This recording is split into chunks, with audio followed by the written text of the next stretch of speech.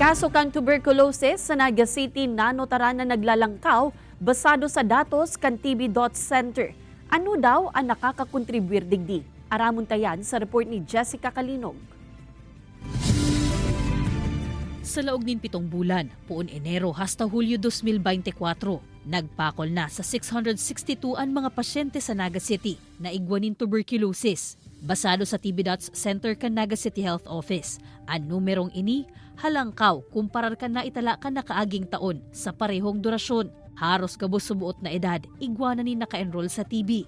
Asin ang mas dakol na pasyente, mga 15 hasta 24 anyos.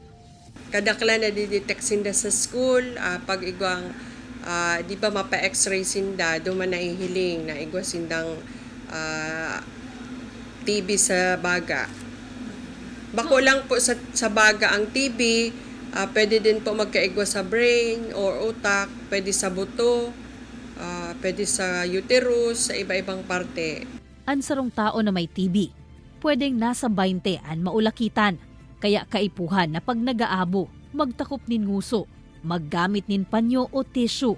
Pwede man sa kwelyo kan bado mag-abo, nganing dain naman malanghap kan ibang tao ang Mycobacterium tuberculosis. Huli ta sa tala nin The Nurse Novelo. An hawaan sa laog mismo kan residensya, an mayor na rason kan paglangkaw kan TB cases sa Naga City. Kasi po ang TB is hawa-hawa. Bako siyang manamana, ano po, pag ang sarong TB talaga daing nag-ingat, gabos sa kapamilya niya, pwede niyang mahawa. Regular man na nagkukondusir nin TB classes an opisina sa mga barangay, nganing maipaintindi sa gabos ang dapit sa helang na ini. Ang TB, nabubulong basta dagos-dagos ang medikasyon, kaya da isubuot dapat na matakot o masupog na magpakonsulta. Mas amay na madetect, mas amay man na maaagapan. Kaibanan si Carlo Abunita, Jessica Kalinog, Balitang Bicolandia.